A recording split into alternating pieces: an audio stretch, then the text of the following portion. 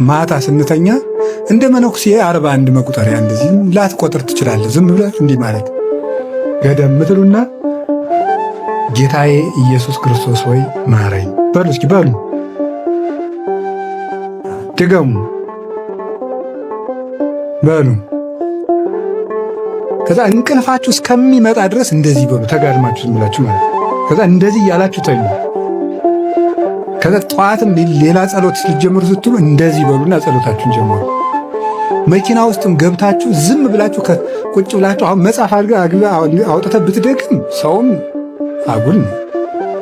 ግን የሚቋረጥ ጸሎት ከሆነ ግን ድገም ዝም ብለህ ሰውን ተወየተ እንደው ግን ቁጭ ብለህ ዝም ብለህ ታክሲ ውስጥ ይሁን የትም ውስጥ ሁኑ ዝም ብላችሁ የትም ውስጥ ናችሁ ግጥም አድርገህ አንደበትህን ሌላ አይኩ እንትና ማክሰኞ ዕለት እንደዚህ ያለ ለምንድን ነው እኔ እንጃ እስቲ ቆይ እጠይቀዋለሁ ከምትል ዝም ብለህ ጌታዬ ኢየሱስ ክርስቶስ በሉ፣ ማረኝ በሉ፣ ድገሙ ድገሙ፣ እንደዚህ በሉ ዝም ብላችሁ። በቃ ሰዎች ያሉንን ነገር ትታችሁ እንደዚህ ስትሉ በቃ ክርስትና ማለት የክርስቶስን ፍቅር በትክክል ማሰብ ፊል ማድረግ ማለት ነው። የክርስቶስን ፍቅር ማሰብ መቻል፣ እሱን ማሰብ፣ እሱን የቀን ኑሮ ማለት የቀን ውሎ የኑሮ መርህ ማድረግ ማለት ነው። ይሄን አድርጉ።